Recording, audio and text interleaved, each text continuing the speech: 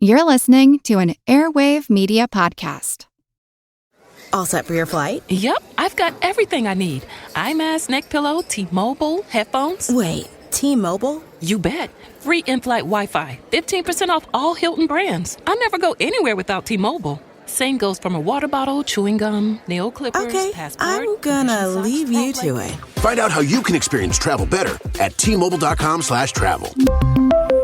Qualifying plan required. Wi-Fi were available on select U.S. airlines. Deposit and Hilton Honors membership required for 15% discount. Terms and conditions apply. Welcome to From Beneath the Hollywood Sign. If you love old movies, Hollywood history, or the golden age of filmmaking, you've come to the right place. This is the podcast that talks about amazing stories of Tinseltown from another era and fascinating conversations with writer-producer Steve Cubine and actress-writer Nan McNamara. So, Steve, did Ava Gardner and Howard Hughes have a good relationship? Well, they did until he dislocated her jaw. What? Well, don't worry. She hit him back with an ashtray. From Beneath the Hollywood Sign is the gin joint for you. Recorded in Chicago, Illinois, with your hosts, Ken, Matt, Neal, and Jeff. This is Triviality. The cream of the crop! Hello and welcome to Triviality, the game where a lack of seriousness meets a little bit of knowledge. My name is Neal. Sitting right next to me is Jeff. How are you, Jeff? I'm doing pretty well today. How are you, Neal? I'm doing all right. And across from him, battling a little bit of a flu, is Matt. It's not good. Not Flu good. game. Flu game, Matt. This is a real one, though. I've been, we just, he just got back from Geek Bowl. We'll get into that. But I think the flight and then the working and then going from 70 degrees to the negative a million of Chicago, it just taken its toll on me. Took its toll on you. And Ken, you're hoping the Blackhawks will make it to the Stanley Cup with that bet you made. Yeah, it's a long shot bet, but I believe in the boys. It's a long shot considering they're like boys. 10 points out of the playoffs as we speak. But not quite. If the Blackhawks win, will you do a video of you dancing to Let's Hear It for the Boys from Footloose? How about Chelsea Dagger? Or I guess it has to be Chelsea Dagger. You're right. Fair enough. So we just came back from Geek Bowl. We just wanted to do a quick thank you to everyone who came out to our meetup on Saturday before the big event. It was so nice to see all of you. We told you who, of those of you who were there, how much it meant to us. We had, I think, about 50 people. So got really competitive. Really competitive. We had the trivia game from our friend Jason at Liquid Courage Entertainment. I almost said Courage, but I didn't. Thank you so much for coming. Meant a lot. And, there's just a lot in store for next year because it's in our backyard. Yeah, Chicago. It's going to be at Navy Pier. It's going to be at Navy Pier. We're just going to be on the pier by ourselves. I think you have to ride the Ferris wheel while you're competing. Is that how? I think so. Each team gets one of the little carriages. Yeah, and if you get a question wrong, you take a shot. It's going to be very complicated. You get ejected from it. Yeah. And we're going to do another travel vlog game next year, right? It'll be about 12 minutes. Yeah, right.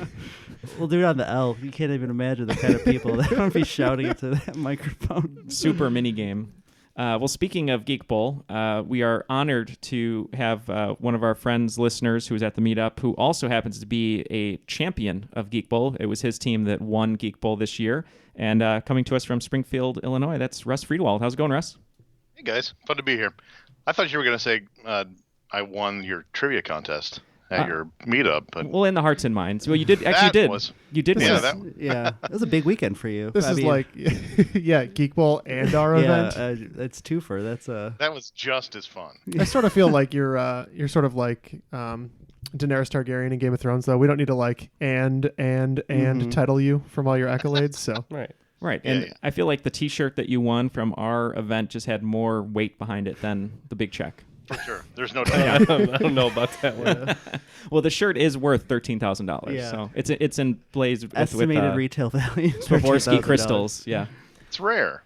For people who don't know what you do on a daily basis, which you run a great company, why don't you tell us a little bit about that? Well, during the day I write software, and at night at night and during the weekends and every free moment of my time, I put on trivia shows like during the week for Twin City Trivia in Illinois, based in Illinois, and my fundraiser shows are Trivia Workshop, and that's about it. All I do is write software and trivia. And all he does is win. And win. Yeah, we need, was it T-Pain? Just cut him in right here. All I do is win, no matter what. It was win, etc. There he is. T-Pain sounded great. Well, he's not He sounds auto-tuned like he has anymore a flu after- as well. Russ, you sent us Michael Miller, who hosted a game here. He's one of your question writers. Yes, and also, I'm repping for him today, too. There's a Wizard is never late in the hand. Wizard is never late. Triptych Brewing. Enjoying that while we record. Triptych Brewing Company. Yeah, that's good. Well, shout out to Michael Miller. Well, since this year is the 50th anniversary of the Beatles' last live performance on the rooftop of Apple Records, this set will be Beatles-inspired. All of the categories will be the titles of Beatles songs, familiar Beatles songs. It's very exciting. Yeah. Hopefully we get some British accents on this episode. Well, the thing about trivia is it's just answering questions, man. I changed my mind. Yeah. I do not want that. There's another aspect to this game as well, which is the wager, right? Mm-hmm. Yes, yeah. Our new one of our new Patreon perks is if you are at the United States champion level or higher, you are able to vote on wagers when we play against each other in the studio without special guests on Skype. So it's going to be Jeff and myself versus Matt and Ken, and we did get a bunch of wager suggestions.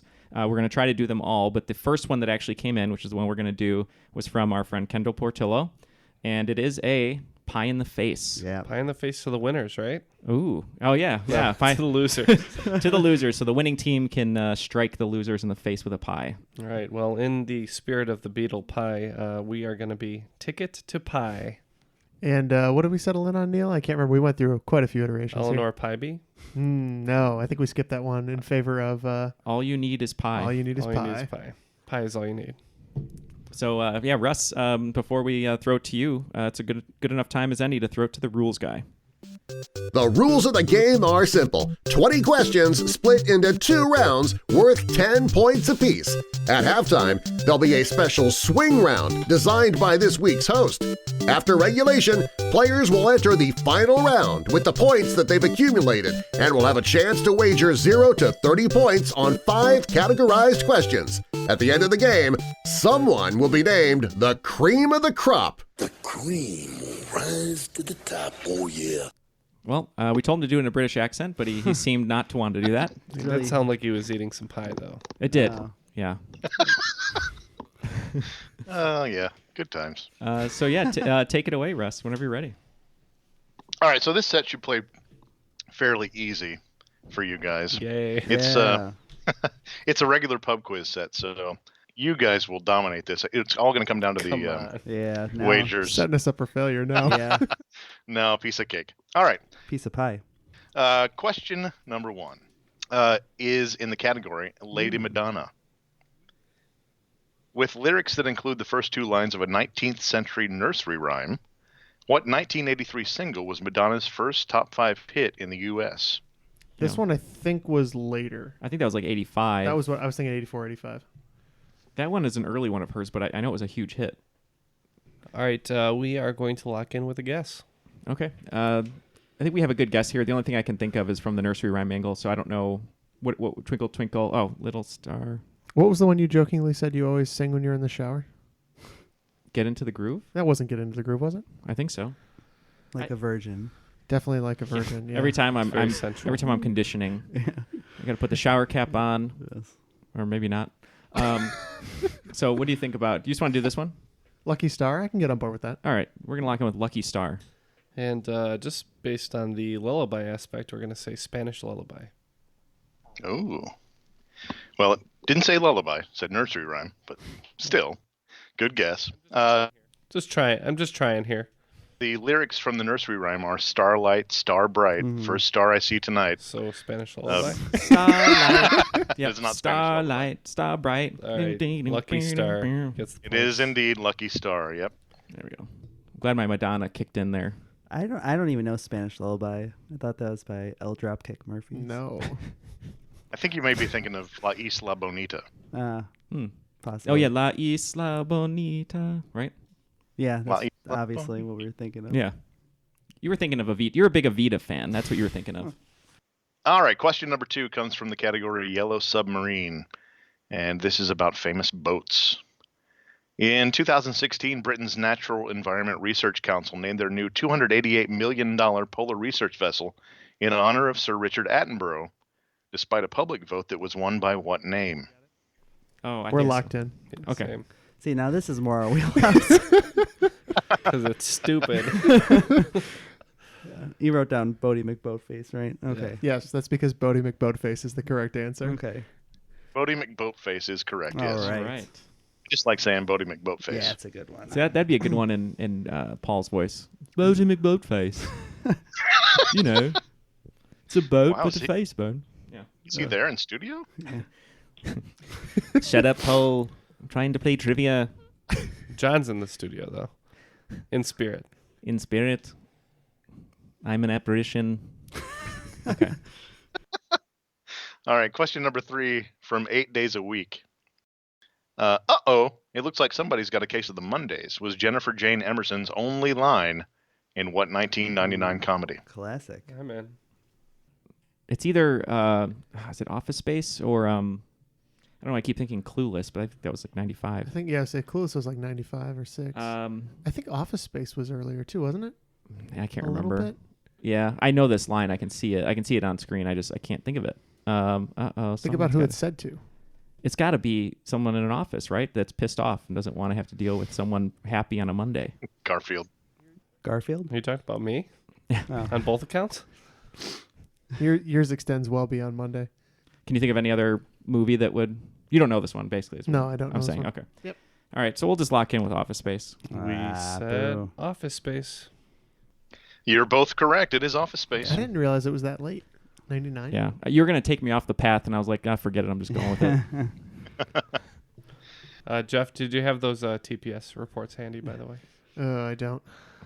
I don't know what a TPS report Yeah, is. what is it? Do you know what that is, Russ? A TPS report? Yeah. No, never had to do one. Oh. It's just some office bullshit. Yeah. Don't worry about it. Too busy. What is I it don't do that you paperwork. say you do here? He's too busy jumping to conclusions over there. Question number 4, Sgt. Pepper's Lonely Hearts Club Band. This is a question about band names. Neil Doty got the name for what band from his transportation history class at the University of Illinois after reading about the founder of Oldsmobile? I can't place a name for sure, but that would have been about the same era and everything, so it makes sense time-wise. Yeah, that makes sense with me. All right, yeah, we're gonna lock in over here. All I need is pie. Boy, I really don't know. I was thinking something in the hair metal era. Probably a band that's just a guy's name, right? Mm-hmm. Maybe Van Morrison. What's the... Steely Dan is not it. That's something else. Yeah. That's something way different. You definitely drive the point home with that.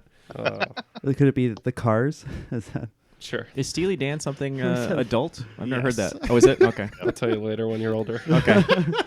when you're about an hour and a half older, I'll tell you. Okay. Yeah. So we're going to say that he was reading about cars and said that Yeah. Cars would be a great name for a Cars. band. I'll throw it to Jeff here, but when he said the answer, he wrote it down on our sheet. It clicked with me because Colleen's grandpa actually has one of these in great condition. So, Jeff, you can go ahead. Does he? Yes, he does. That's really cool. I'm pretty sure one of the main competitors to Oldsmobile in the early days was REO. So we said REO Speedwagon. You are correct. It is REO Speedwagon in honor of Ransom Eli Olds. All right. I can't fight this feeling, Jeff, any longer, but I appreciate your help on that question. Question number 5 is called Help. You know, because that's a Beatles song. Yeah. Right. You're not getting strangled right now. And film. No, exactly. And film. A Joe Cocker cover of the Beatles song With a Little Help from My Friends served as the theme for what ABC series from 1988 to 1993? We are locked in. Yeah. I agree. It's also the name of a band that Matt probably loves, given his history. That is it's true. The Wonder Years. We also said the Wonder Years. And you're both correct. See, you're flying through these. This is great game. We like questions where we know the answers. At the end of 5 questions, we have 30 points, and these guys have perfect score, right? We have a 50, yeah. Ooh. Yeah. You know what's great about Fred Savage, by the way, is he actually turned into a great TV director. Yeah. He directs a lot of TV. There's something for your noggin there. Not that you need it, but there you go. Great fact. Yeah, great fact. Cool. Cool, guys. Cool. All right, number 6, Come Together. This is about mergers and acquisitions. Not an adult film. Not an... Well, you never know. Let's see. Paul Orfalia's nickname, in reference to his curly hair, was also the name of what company that he founded in 1970 and sold 34 years later to FedEx for $2.4 billion. If he had curly hair, maybe it was Spring or something like that. Or Slinky? No. No. That's it. That's a winner. Yeah. That's a winner. That's what we used to call the curly-haired kids in class. I was thinking like Chia Pet, Slinky heads. but that wouldn't. Why would they sell it to FedEx? For $34 billion. Yeah, right. Because you can't stop big FedEx. It's it's Castaway. I don't know. We're gonna have our first miss here. Take your pick. Doesn't All right. really matter to me. Well, let's go Chia Pet for the hell of it. Why not? Well, if that's right, I'm gonna be mad. Well, we just said Perm. And hoped it's the name of something. Perm. Both great guesses. They are not. Both wrong. Mm-hmm. Yes, Paul Orfalia's nickname was Kinko. Oh my God. Yes, and Kinko, of course, sold out to FedEx a few years ago to become FedEx Office, and then now I think they're just FedEx. Yeah, I think they're still FedEx Office. You can still find a. And now nothing at all is done on paper. Yeah. Next question, please. Yeah. I feel remarkably stupid for missing that one. That's okay. Seems so obvious in hindsight. Well, now you know. And now I know. And knowing is half the battle. Number 7 is called Revolution. And this one is about the American Revolution. I only regret I have but one life to give for my country were reported to be the last words of what 21-year-old Revolutionary War hero before his 1776 hanging. Trying to dig back to my pre-1864 American history class. I'm just trying to go through Mel Gibson's The Patriot. Oh. Good luck with that. It's definitely not Heath Ledger. Yeah. Was this a key scene in The Patriot? This was. Yeah. Yeah. No, it wasn't. No. How about if we don't know it? I know the story. I just don't know the name. So maybe a name from that era, like a last name, just to shoot for the stars. Williamson, Harris. I don't know. We can go Harris. I don't remember it at all. Okay, we'll go Harris. Last name. Yeah, this one's escaping me as well. I just wrote the last name Hook. Hook. Okay. Well, you both got the first letter right. It is Nathan Hale. Oh, Nathan Hale. I do know that name. Yep. Yeah. From what movie? Not from a movie though. It's from a fictional TV show, middle school. Right. Let's see. Okay, question number 8. Strawberry Fields Forever. This is about fruits. All right. In the mid-19th century, an American agronomist created what popular sweet orange variety named for the third largest city in Spain? We'll go ahead and lock in here. This game took a turn for us. I know, it did. We were too confident. Competent or There's also this confident? word. Both. Seville? Is that a city? Yeah. Or a region? I mean, there's a barber from there. There is. You can pick this wrong answer, whichever one you want to pick. We can go Clementine. Clementine. All right, we will go Clementine locked in. All right. Well, we were thinking maybe naval, but we stepped away from that, and we thought Pamplona and Pamplemousse were too much of a coincidence, so we said Pamplemousse. Oh, Pamplemousse. No, neither of those are correct. The third largest city in Spain is Valencia. Oh, Valencia. God. Mm-hmm. I should know that. We had an Orange Valencia refresher. You did, Starbucks. yeah. You did. That was the only one I would drink. Fine. Yeah, really? Yeah. Yeah, it was okay. That's why I asked the question. Yeah, thank you. I need. You're welcome. And I missed it right. anyway. Russ did some recon and Yeah. Number 9 is Across the Universe. This is about astronomy. Named for a cupbearer of the Greek gods, described by Homer as the most beautiful mortal, what satellite of Jupiter is the largest moon in our solar system? Is it Titan? That's Saturn. Okay. Europa? Is Europa's on that's definitely Jupiter, I think. I think Europa's bigger. Ganymede? Ganymede? Hmm. I like Ganymede, actually. You like it better than Europa? Yeah. Okay. We're going to lock in with Ganymede. You don't like it as much as Callisto? No, you're right to trust your instincts. I'm pretty sure it's Ganymede. You're both locked in with Ganymede? Yes. It is Ganymede, yes. Yay. Nice job. Hooray. All right, got a space question. Well done. Exciting. Question number 10 is called Helter Skelter. This is about a rhyming thing. Cool. In this case, person. Hugh Romney, an artist and activist known as the official clown of the Grateful Dead, is also known by what nickname that was a Ben & Jerry's ice cream flavor from 1993 to 2001. We're locked in. Oh, okay. So Jeff wrote down Cherry Garcia. Because that was the only Ben and Jerry's flavor I could think of that got close to the right answer. Okay. Right. Yeah, I don't know any other flavors. The rhyming name, Cherry Garcia. Rocky, no, not Rocky Road. That's just a flavor. I went to school with a girl named Rocky Rowe. Really? Yeah. Oh, sweet girl? Yeah, a little rocky. Yeah, we're going to have to lock in with that because I don't know any flavors of Ben and Jerry. Cherry Garcia. This was a flavor that I actually quite enjoyed, if it's correct. And the time frame, I think it actually was around longer, but maybe not. We locked in with Chunky Monkey. I knew you would. However, that is not correct. Chunky Monkey, I think you can still get Chunky. Yeah, that's why I knew it. Yeah, this one probably didn't last as a flavor of ice cream because it doesn't sound very appealing as an ice cream. It is Wavy Gravy. Wavy Gravy. That sounds disgusting. Yeah, no thanks. Right. Can't believe it lasted 8 years. Who's buying that? So after round one, it looks like we have 40 points and these guys have 60 points. And all you need is pie. Yeah. Pie is all you need, folks. Wow, we started off great, but 5 for 5. You're on fire. And then I had to ramp up the difficulty. Well, that's okay. It'll get easier in the second round, right? Oh, I would hope so, sure. Right, guys? Gotta Right? get the swing round first, though. Yeah, for sure. That's right. Before we start the swing round and throw it back to Russ, we just wanted to remind everyone, if you'd like to support the show on Patreon, you can do so at patreon.com/trivialitypodcast. We have a lot of new perks that are being updated as we speak. At all the levels, $5 and up, you're going to get bonus episodes, which is, I know, the number one thing that people want is just more and more content. We got Ask Me Anything's coming up and bonus episodes, Lay It On Me's. As we say, it could be $1 a month at the lowest, or you can go up to $50 or even more. The one thing we do want to say is we have a stretch goal right now that's up there, and we're about 75% toward our stretch goal, which is allowing us to pay ourselves a little bit for writing the games, editing the games. We haven't done that yet throughout this whole process, and just a little something to, for the few hours that we write the game and for the several hours that we edit the game, something to help out from the free time that we're giving up to do the show, to give to you guys. So that, once again, if you'd like to support the show, just go to patreon.com/trivialitypodcast for extra content and for helping us continue to make the show as best as we can. All right, and now back to the swing round.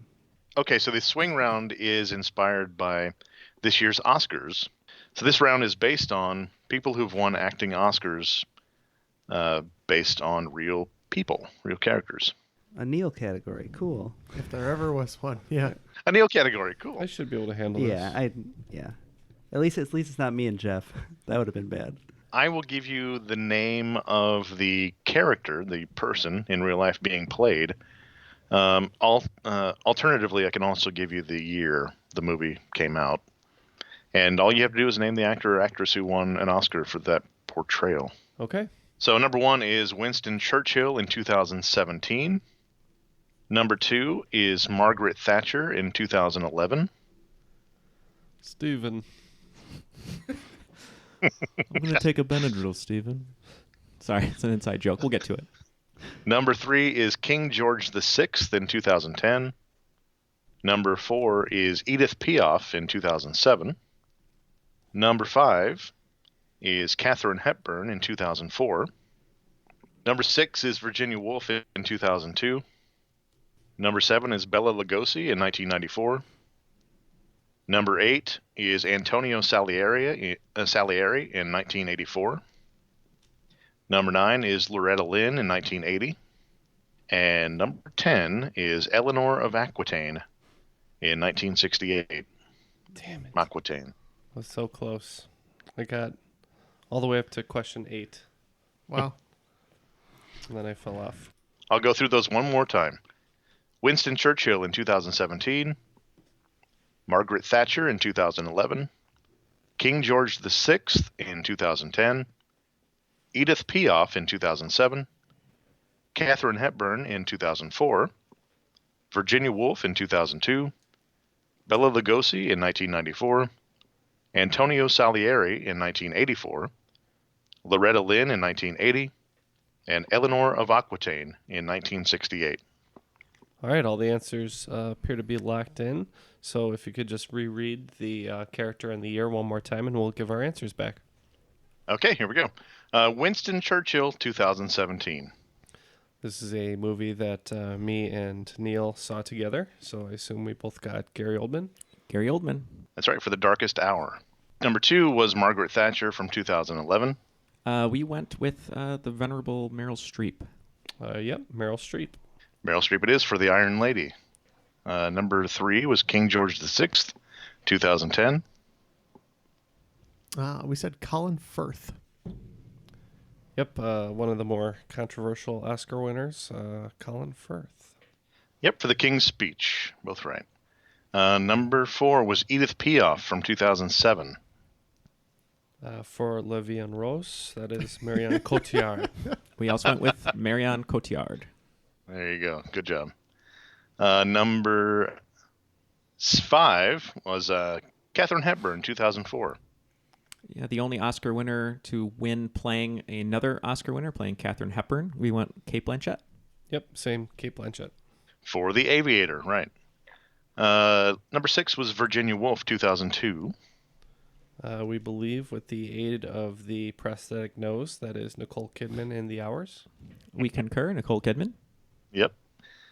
Nice nose. Number 7, Bela Lugosi, 1994. We went with Martin Landau. And as Bauhaus will tell you, Bela Lugosi is dead, but this is Martin Landau. From Ed Wood, right. Let's go. Number 8, Antonio Salieri, 1984. We intended to play Salieri, and we went F. Murray Abraham. Yep, F. Murray Abraham. Oh, what did Murray Abraham do to you guys? F him indeed. He was great as grapes in the Fruit of the Loom commercials. Loretta Lynn, 1980. We went with Sissy Spacek. Yeah, here we just had to guess, and we went with Barbara Streisand. One of you is correct. It is indeed Sissy Spacek. Take our first miss there. And finally, Eleanor of Aquitaine, 1968. Aquitaine. Yeah, this one I had a lot of trouble with. For some reason, I can't think of the name right now. I have the worst brain fart, but something with like winter is coming to me. Oh God, I didn't even mean to say that. Something like winter's in my head, and I was trying to get Jeff to talk about Patrick Stewart. I think he did a remake of the movie maybe, but we couldn't come up with it. So in honor of Cate Blanchett winning for playing Katharine Hepburn, we wrote Katharine Hepburn. Yeah, and this one we really had no frame of reference, so we just picked a older actress, Dame Judi Dench. Well, the winter part is correct. It's the lion in winter. The role is Eleanor of Aquitaine, and the actress, calling back to the Cate Blanchett question, is Katharine Hepburn. Oh, no. Look the hell out of that one. There was a tie for Best Actress that year, and the other winner would have also qualified for this category. It was Barbra Streisand? It was, in fact, Barbra Streisand for Funny Girl. Shoot me in the face. She played Fanny Bryce in Funny Girl. So that would have also qualified. Lion in Winter was remade, right, with Patrick Stewart? Exactly. Yeah, but it was a TV. Oh, okay. Do we production. Yep. Do we know what kind of film that was? Where is this Eleanor of Aquitaine? That's kind of a. It is medieval. Medieval. Yeah. It's King Henry II. Okay. Yeah. Okay. When you said Roman, it seemed like it would fit. I don't know. I thought it was. Yeah, they did a lot of that back then. So nice job, both teams on that. Yeah.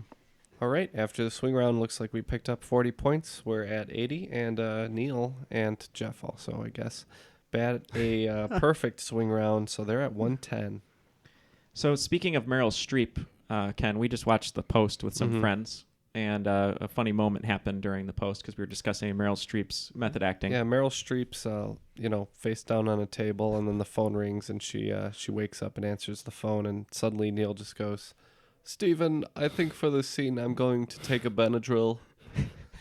Like she's method acting, taking a Benadryl, so she's really sleeping on the desk. But your impression was better. Yeah, I don't think I'll ever be able to equal it from the moment. Steven. And then Steven is like, "Meryl, it's okay. We just want to get this take. You don't have to take Benadryl to get tired."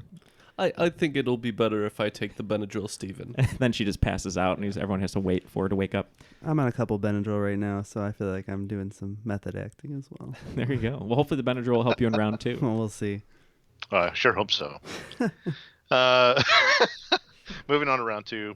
The first question, number 11, is back in the USSR. And this is a question about Soviet-era pop culture. All right. What band had a top 5 hit on the Billboard Hot 100 with the 1991 single Wind of Change, inspired by the collapse of the Soviet Union? Jeff really excited about this one. Really? Okay. That's an interesting band to have. All right, we're going to lock in I'm over... pretty sure. I have no idea, so we're going to lock in over here at All You Need Is Pie. Okay, so Ken wrote down U2. Yeah, I don't really know this song. That makes sense then. Right. He wrote a lot of songs about stuff that matters. Yeah, they're pretty forward-thinking. Yeah. Let's go with U2. I'm pretty sure this is a German band. It is. And sweet, then I'm on the right track. So U2 it is. And this song is one of about 10 on a playlist I have called Great Songs with Whistling, because this is the Scorpions' Wind of Change. That's right. That is correct. It's the Scorpions. Is it like Hold on. Can you say great songs with whistling? Yes. Why? Why? Because, there just aren't a lot of them. Is like Don't Worry, Be Happy 7 of those songs? It is, yes. Yeah, perfect. Sitting on the dock of the bay. Yep, that rounds out about the list, yeah. That's it. That's the list. Flow Rider's Whistle? Yes. Is this a ballad, this song? No. It's like a power ballad? Yeah. Oh, okay. ballad. It's like the winds of change or something, there's right? a lot The of one that starts out. Yeah, he's pretty good. Yeah, Surprised. just like Yeah, that. I could see Jeff in a vaudeville show. Yeah. Hold on, let me Nailed try it. that. Yeah. Yeah, just like that. Yeah, we'll that just one, okay. record Jeff, loop him, and then it'll be in a horror movie. No, you're good. When someone's walking through a hallway. You guys missed out on questions about Red Dawn, Rocky and Bullwinkle, Stanley Kubrick, There you go. Dolph Lundgren, and Sean Connery. That's Nice. a shame. That I would have question. had Dolph Real Lundgren. shame. That's fantastic. That's more my wheelhouse. Number 12 is Day Tripper. This one's about Midwest tourism, because it's about trips that we can make in a day. Each year, the former Lansing family farm near Dyersville, Iowa, gets 100,000 visitors who want to check out the filming location for what 1989 movie? We're elected. If you write it, the answer will come. We locked in with Field of Dreams? Yeah, Field of Dreams. You're both correct. All right, a Yes. sports adjacent question. I got it. Sports! Matt's a huge fan of those. You got to Yeah. sell the farm, Ray. You got to sell the farm. I think that's our last sports question. Dang. Uh-oh. Shucks. Well, I will see myself out. I love Kevin Costner, by the way. I know you saw the movie you didn't like, but he just so effortlessly acts and everything. I just love watching him on screen. He looks like he's not even doing anything. Wait, who saw the movie and didn't like it? You did. Well, you didn't like Dances with Wolves. I mean Last Samurai. I mean But he Ferngully. loved I mean Avatar. Waterworld. Yeah, Waterworld. I just Chocolat? watched Dances with Wolves. I did think the performances were pretty lacking. Yeah, he's great. I just love him in everything, though. Perfect World, he's good in. I mean, He's like his diary entries in Dances with Wolves. I've been out in the wilderness for days now. It's like so wooden. It's like reading That's his it, character, but he Ken. can't read. Matt is a huge Dances with Wolves fan. Yeah. He's wearing a shirt right now that says "I stand with the Wolves." Uh-huh. That is true. We had nothing else there. Sorry, so Russ. we're moving on. I thought that was great. We're getting deep in Kevin Costner over here. Yeah. Sorry. He was great in Waterworld. See, everyone agrees. Yeah. Waterworld. Waterworld's getting a lot of respect now, like post whatever when it but came out. Okay. It It's shouldn't. the Postman. Well, that's because we're headed toward Waterworld, man. Who knew it was going to be a documentary? Exactly. Question number 13 is with a little help from my friends. It is a question about the TV show Friends. 5 years after Rosalind Shays died the same way on LA Law, Joey's character on Days of Our Lives was killed off in a 1996 episode by doing what? My friend's knowledge is not strong. Mine's not either. It's got to be something dramatic, right? It's a soap opera. Yeah. Okay, we're in. No, is it something like Ruthlessly Stupid? Like It's got to be. got hit by a bus? It's got to be That something. feels like a lot of them. Yeah, it's got to be like a soap opera thing, like really over the top. Like he drove off a cliff, or he was like mid-surgery for like a face transplant, and died. I don't know. He has a twin that killed him. You know, that kind of I thing. think he did have a twin. Really? He did, yeah. He had like an evil twin. Yeah. So you have no idea, right? Because I don't. I don't know. So what's the most dramatic way he could have died for a soap opera? Spontaneous combustion. Ooh. What was he doing? So it's got to be some sort of activity, right? What's like a really calm activity you probably are not likely to die during? Fishing? Yeah. You want death while fishing? Sure. Okay. Me and Matt just guessed skydiving. 5 years after Rosalind Shays died the same way on LA Law, Joey's character, Dr. Drake Ramore, killed off of Days of Our Lives by falling down an elevator shaft. That is very dramatic. Yes. Trying to think of a skydiving accident, but I can't think of. I know it's been in like shows. Uncle Jesse had a skydiving accident. You know, that might have been what I'm thinking. Bodie's brother Hanging died from the tree on the day of his wedding. That is correct. Yeah, that's usually what I'm thinking. Bodie's brother died of gunshot wounds while skydiving in Point Break. Oh, that's probably also what I was thinking. It wasn't enough to do one or the other. Uncle Jesse on Dukes of Hazzard was skydiving? Yeah, that's what it was. Question number 14.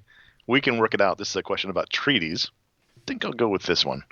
A pair of treaties signed in 1977 by Jimmy Carter and Omar Torrijos transferred control of what important strategic landmark? All right, they're locked in. So this is. You were thinking Panama Canal? Well, I was trying to think if Jimmy Carter in his head, right? And I'm just kind of like, what would he say? He'd just be like, I'm gonna go build some houses. Yeah. And he'd be like, I'd like to sell the Panama Canal. And so I was like, oh, maybe that kind of sounds like something he would say. Wow.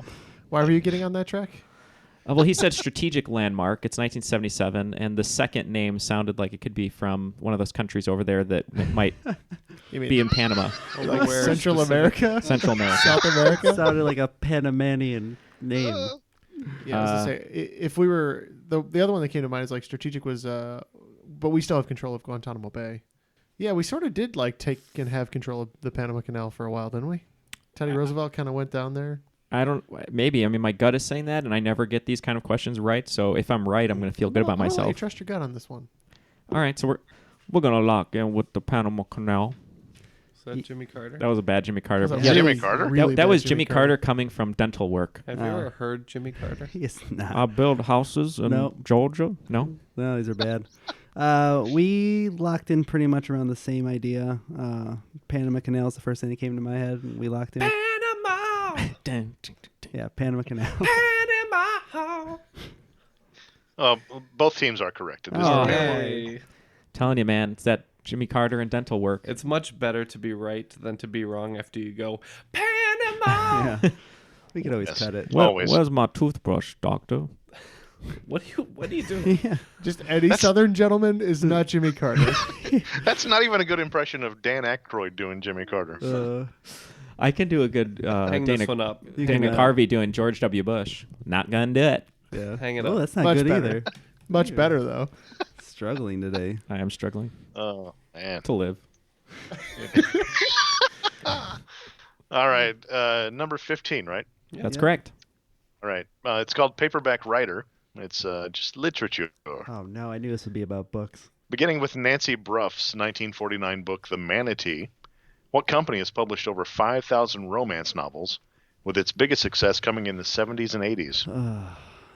These are those Fabio books, aren't they? Most likely. Those ones that are on your bookshelf at home. I don't know what the production or the publishing company is though. Yeah. This is making me think of those softcore Cinemax movies, like the Red Shoes or whatever. No, that's the Christmas movie. What are they called? The Red. Oh yeah. Red Shoe Diaries. Red Shoe Diaries. That's it. I knew someone who shot one of those once. He ended up being very, very prolific in movies, In but that he industry? shot Red Shoe Diaries. Oh. You know, to start out, you got to do what you got to do to make money. That's why we do the show. Yeah. This is our How's Red that Shoe working Diary. out? This is our Red Shoe Diaries, right? Can you think of any publishers? Could that be like pulp? Like maybe it was a pulp book in the 40s and 50s, and then once it hit the 70s, they went to romance? Could be. I don't know if that's a company, though, like pulp novels. I always think of, usually anytime there's a publisher question, I just go, write Penguin down. Who cares? It was Do you think it could be Scholastic? Penguin was the first one that came to mind, but that's only because Manatee was mentioned, and Yeah. Random House. went from one animal to another. I mean, I have no idea on this one. Yeah, so I don't either. There's no point in sitting here and doing random impressions until we get it. So, We're gonna go with pulp. And I just told Matt, just write penguin down. Who cares? Mm-hmm. And we wrote penguin down. I agreed. Because we didn't care. All right. Well, neither of you right. Oh. It is Harlequin. Oh. That makes way too much sense. Is that the namesake of the character then? Yeah. Well, not the book. Harlequin is. Oh, I guess it's just a term. That goes back a lot further than that. Yeah. Yes. All right. Question number 16. Do you want to know a secret? Yeah, sure. You know. Ooh. Because it is so good to hear it. We're done. We're done. Mel Torme, Devo, and Bruce Willis are among those who have recorded their own versions of what 1966 Johnny Rivers hit about a man who leads a life of danger. Oh, I know this too. It's Bruno, man. There's some good Bruce Willis I forgot videos. how he was very prolific as a musician. There's some great videos on YouTube if you look up. Mm-hmm. We are locked in. That's definitely not the right song, but it's one by them. Yeah, it's an answer. All right, we're in. Bruce did a lot of, it was like pop rock kind of. A lot of actor bands with what do you guys put? We went with the man who leads a life of danger, Secret Agent Man. Oh, and we went with The Beautiful World. Beautiful World. Well, one team caught on to the clue for the category. Do you want to know a secret? Oh. The right answer is Secret Agent Man. That's a good one. We got it regardless. That's a great question. Now I have to pay attention to the names. Yes. The categories? That helps. You just 17 questions in. It's time to start paying attention. Question 17. When I'm 64. Since Time officially changed Man of the Year to Person of the Year in 1999, what 64-year-old political leader is the only woman to earn that distinction as an individual? Okay, right, so we're in. You're in. Okay, so I'm just kind of doing some math here, just saying if she won in 99, she would have been 45. Now she's 64, so that's our range here. So it'd have to have been obviously someone accomplished, middle life here, middle age. So we're thinking probably American politician. Is that what we're thinking? Well, I wrote down Hillary Clinton, but I also I wrote... think she's older than that. Is she? Okay. And then I wrote down the German... Angela Merkel, but... That might be about the right time frame, or the right age. I'm trying to think. Condoleezza Rice came to mind. Yeah, she was on my list. I was thinking of like Madeleine Albright would have been older. Janet Reno is deceased now, so she wouldn't be on the list. They wouldn't have given it to Theresa May for Brexit. I'd be most inclined with Angela Merkel, I think. Yeah. Okay, I can't think. Yeah. All right, we're gonna lock in with Merkel. Ditto. It is in fact Angela Merkel. Oh, nice right. job. That felt good. We were all on the same wavelength, and yeah. We just got there a lot faster. And that's the important thing. Number 18, the long and winding road. In this case, short and winding road. Eight sharp turns in one city block have led to which street in San Francisco being dubbed the crookedest street in the world? Damn it, I know this street. Yeah. I skated it in Tony Hawk's Pro Skater 1. Oh, I used to drive in it, not cruising USA. Crazy Taxi. Yeah. No, Midtown Madness 2. Oh, yeah, there's that It was one. featured in that. So it's in a lot of video games. It's in just a lot of everything. Media. I can't remember what it's like called, though. It's like a red bricked road. Yeah. Like with hedges on every side. And I'm pretty sure it's in like Ant-Man and a bunch of other movies too. Full House. Probably Full House at some So point. what you're saying, it's a winding road. What? You're good with this? Every day is a winding road. That's fine. We're locked in. Okay. You know this road. I don't. I mean, I know the road. Yeah, I did hear the name of it only the once. I think ever looking into it, but I've never been to San Fran, so I'd like to. I've not either. But it's very famous. I think I can only afford to be there for like 2 hours though. But I don't know. Do you just want to call it Red Brick Road? Sure. Okay. We said Ziggy McZagface.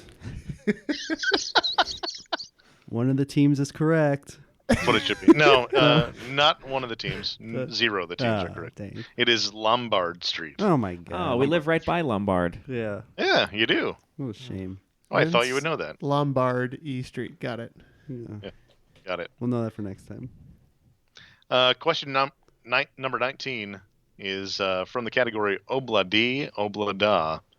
It is a nonsense words question. Mm-hmm.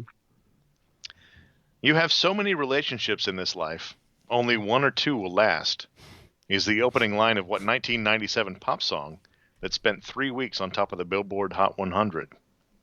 You're locked in? Mm-hmm. Okay, so the category, now that I am paying attention, is nonsense words. Mm-hmm. So is it the first one that comes to mind? First one that comes to mind is tub thumping By Chumbawamba. Yeah, I don't know anything other than the chorus though, how they sing in the song.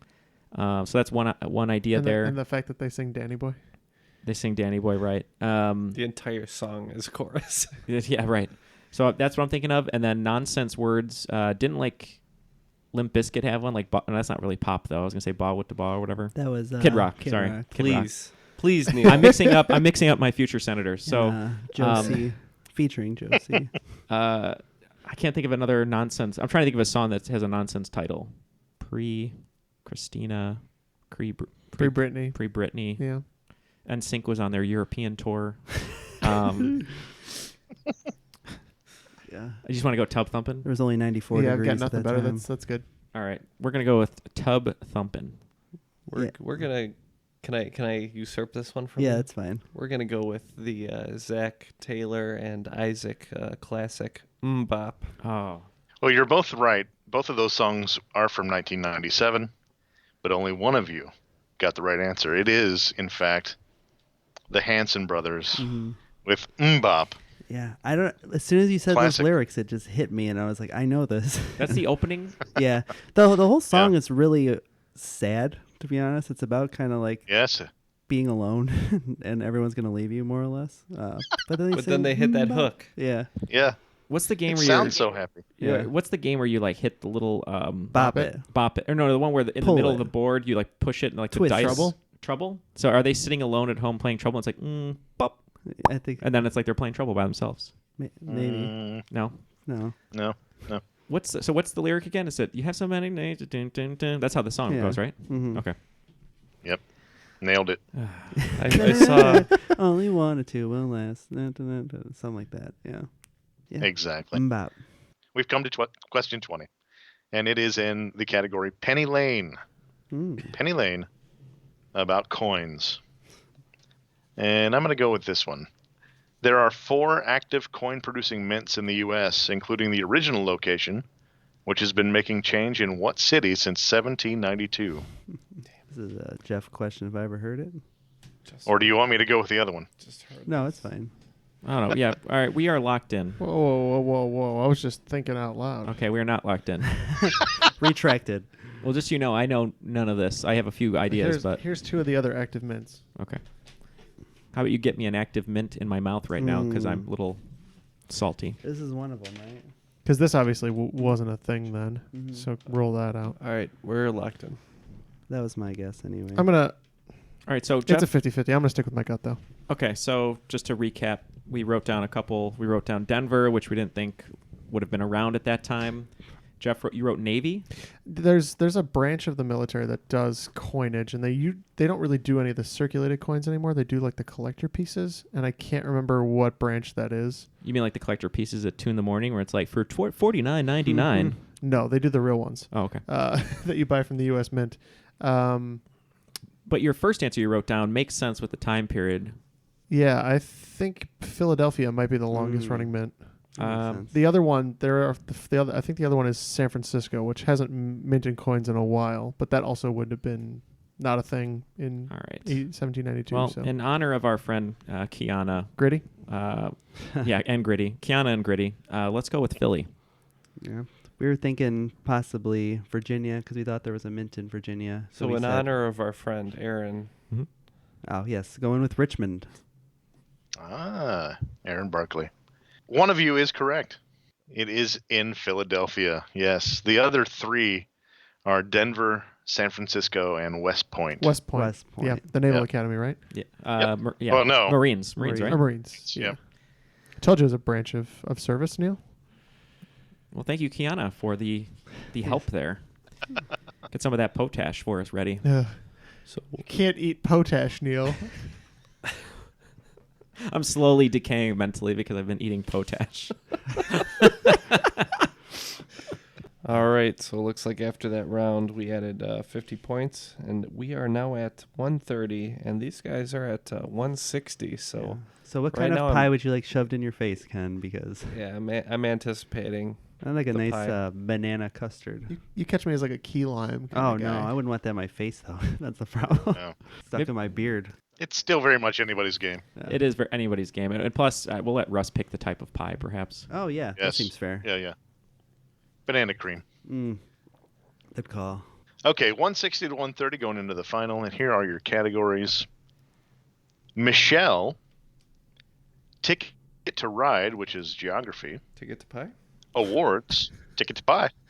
Ticket to Ride, awards, because the Beatles won some. More from Penny Lane, and Other Bugs. Get them all in at the end. All right, all the wagers are locked in. Thank you very much, Ringo. All the wagers are locked in. All the wagers. Oh, boy. Hey, I wrote a song about all the wagers. Oh, you know, Ringo. Where's George? George? No, he's staying silent like usual, George. All right. Which one is that? that was a mixture between. That was a mixture between Paul. Which one is that? It couldn't have been Ringo. It's me, or Ringo, George. doing an impression. All right. Can we please have the questions now? In the worst way, that was awesome. Number 1, the category is Michelle. Thanks to Mark Ronson and Vance Joy, what actress found herself in the lyrics of 2 different songs on the Billboard Hot 100 at the same time in early 2015? Number 2 was from Ticket to Ride, which is a geography question. If you want to see a lemur outside of captivity, what country will you need to visit? Number 3 is in awards. Established as the equivalent to the Cecil B. DeMille Award for Film, a special Golden Globe Award for Achievement in Television was established this year and named for what comedian, who was also its first recipient? Number 4 was from More Penny Lane. Whose single, Here's a Quarter, Call Someone Who Cares, peaked at number 2 on both the U.S. and Canadian country charts in 1991. And Other Bugs.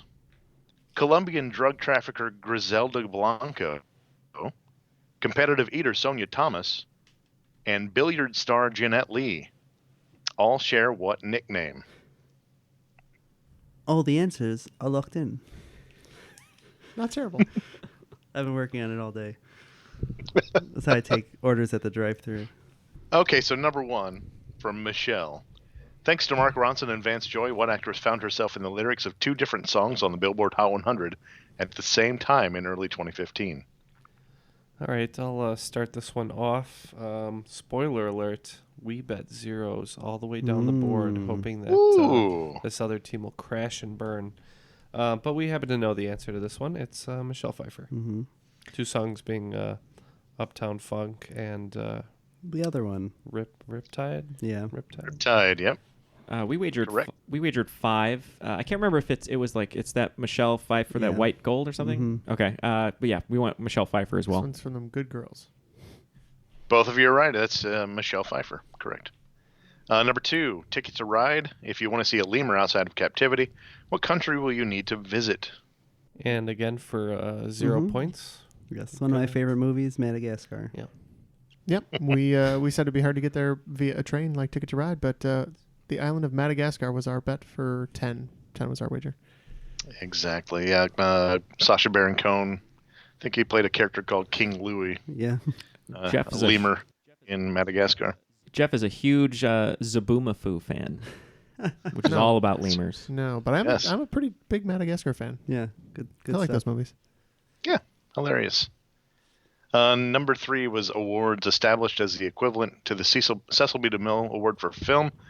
A special Golden Globe Award for Achievement in TV was established this year, named for what comedian who was also its first recipient. Man, we had no idea on this one, so we lost 0 points on guess of Seinfeld. Well, we wager. Oh, I can't do it. Sorry. Oh, wow. My voice cracked. Your impressions are great today. We wagered 5. This is one of the funniest women of all time. And with a tug of our ear, we're going to say Carol Burnett. And Carol Burnett is the correct answer. Yes. Whose single, Here's a Quarter, Call Someone Who Cares, peaked at number 2 on both the U.S. and Canadian country charts in 1991? 1991, I wasn't following the Canadian country charts too closely at that time, unfortunately. So we had no idea, and we wrote Alanis Morissette, one of our favorite Canadians. I was too busy in Liverpool to follow the country charts. We were playing small bass.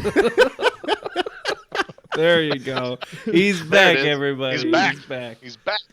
You'd go to a bar, you'd play a tune, a lady would come over and say, "Would you like a meat pie, my friend?" And your guess? Why did that turn to Hannibal John? Lecter at the end? John, who do you think it is, John? Well, we spent too much time looking at the Canadian charts, and we said Shania Twain for 5 points. So you both got hung up on the Canadian country chart thing. Mm-hmm.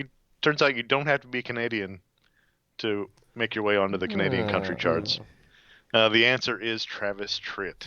I had a feeling it was one of those Travises. Not heard of. Is that his real name, do you think? Yeah, I think so. Has to be. It has to be. They wouldn't lie. It's Hollywood. It's country music. They don't lie in country music. They don't lie about their names. Yeah. Let's see. Other bugs. Colombian drug trafficker Griselda Blanco, competitive eater Sonia Thomas, and billiard star Jeanette Lee all share what nickname? I knew this one because they call me the Black Widower, but I said Black Widow. I didn't know. I didn't know that he said billiard star. And Jeff immediately writes down cricket. I don't even know what that means. And once I hear Jeanette Lee, it's like, oh, it's Black Widow. Oh, I wasn't listening, Jeff. You should have been listening, Neil. But we bet 0, thankfully, and Jeff wrote cricket for some reason, so we went with cricket. When he said it was possible that the pop culture reference would have given it away, I was thinking of Rickety Cricket. Of course you were. Yes. Is that why? Oh man. The pop culture reference would have been Natasha Romanoff. Oh, that would yeah. Dead giveaway. So his mind goes to Rickety Cricket. You're a lunatic. Rickety Cricket. So that is it. All right. Final. Let's do some quick math on our side. We gained 0. 130. Hey, what do you know?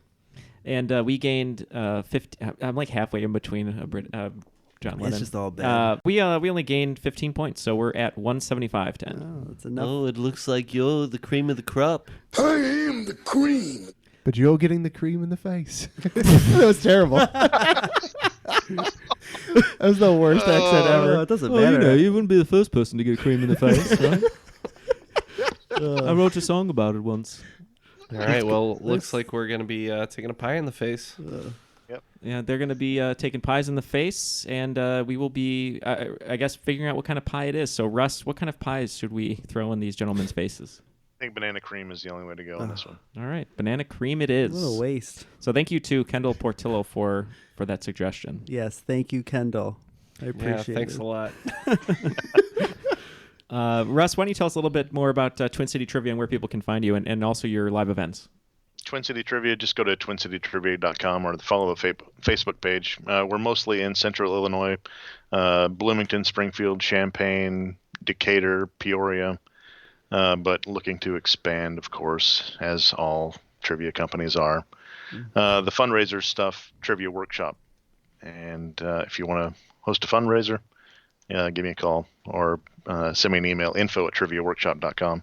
And also, why don't you tell us just how it felt winning Geek Bowl? That was a pretty awesome honor, so congrats again for that. You know, it's always great. I feel kind of like the Will Perdue of my team.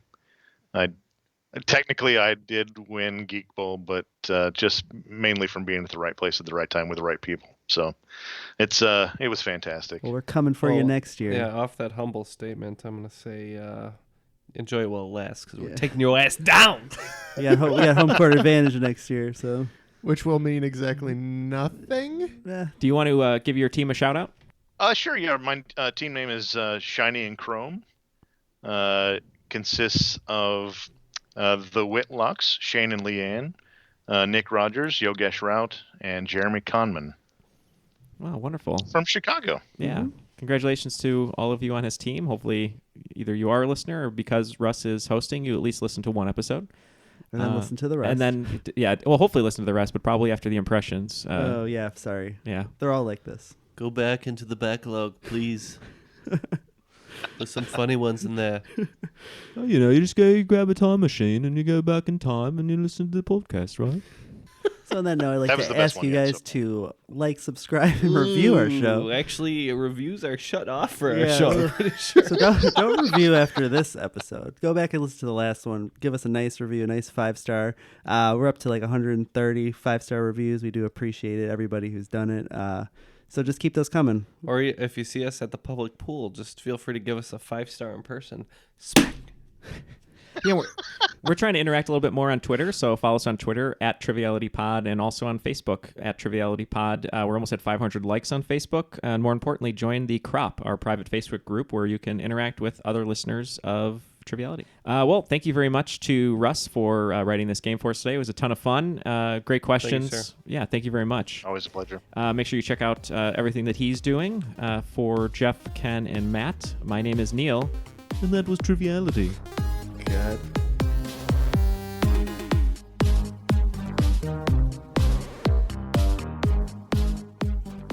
To earn that distinction as an individual. I'll read that again with a slightly different accent. Okay.